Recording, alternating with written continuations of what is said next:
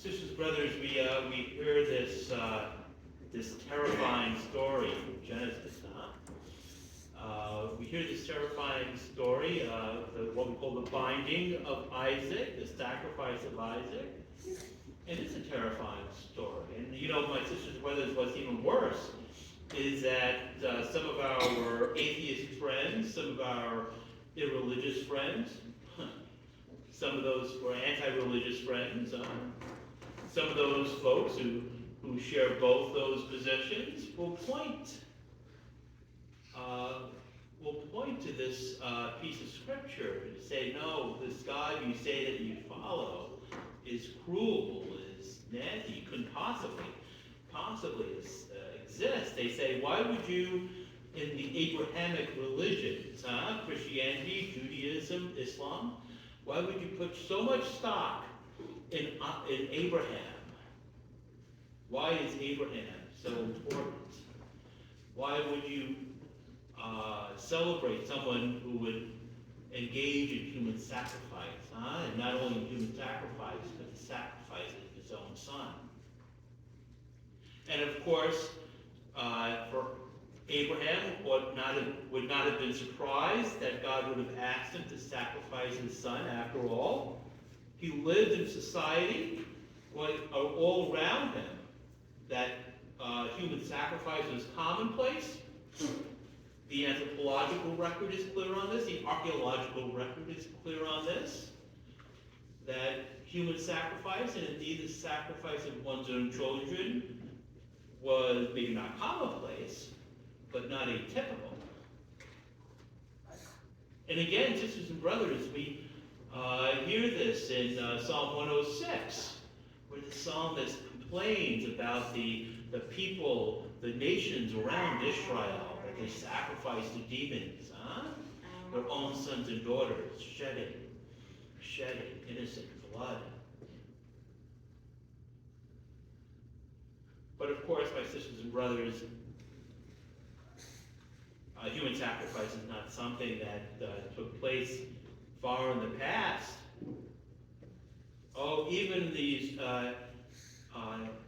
days that Roe versus Wade has been overturned, right? We see our children sacrificed through abortion, our preborn children. We just saw, sisters and brothers, last week, I know you were all paying attention to the news, the Supreme Court in Alabama recognizing that those children who were conceived in vitro are indeed human persons. And it seems sad that we actually have to have a court ruling to state the obvious, that these human persons are entitled to protection as human persons. And how often are they sacrificed, And even after birth, sisters and brothers, you know, the two leading causes of death for children after birth, right, are car accidents and gun violence. Gun incidents anyway. Some of those, very few of those, are accidental. The rest, not so accidental. All sacrificed to false gods. Usually, in one way or another, particularly here, sacrificed for the sake of freedom.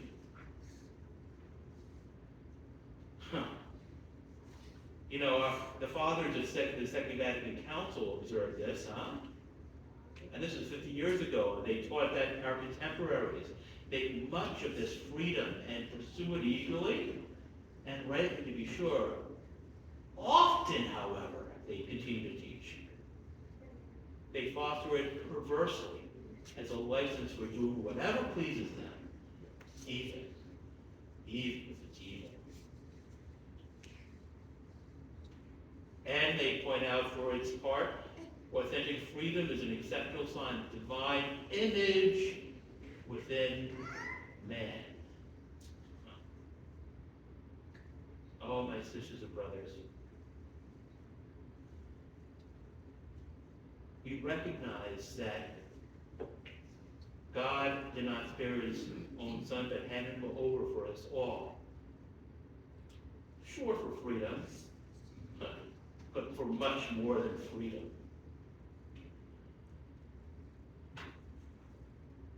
God did not spare his own son, but handed him over to us all, not just for freedom, my sisters and brothers, but for glory. We see Abraham, who was not promised anything, to take his son Isaac, his only one whom he loved, to the land of Moriah. He did not promise him anything, but for his obedience, for his faithfulness, gave him more glory than he could imagine, blessing him abundantly and making his descendants as countless as the stars in the sky, as countless as the sands of the seashore. And in the gospel, sisters and brothers, we hear how 6 of those descendants came together on another mountain. We hear how Jesus, Peter, James, and John went up the mountain where Jesus was transfigured before them, where his clothes became dazzling white, and they met Elijah, and they met Moses. And in doing so, showed Peter and James and John, and in doing so, showed the rest of us a glimpse, a glimmer, a hint of the glory that Christ wins for us.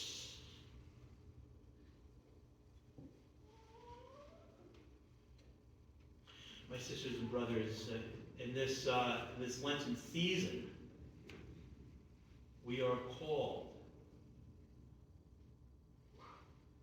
to consider what sacrifice we offer of thanksgiving, calling upon the name of the Lord, so that we can appreciate not only the freedom that Christ wins for us, but the glory he wants to share with us. And in this Lent, question what rising from the dead really means. Praise be Jesus Christ, now and forever.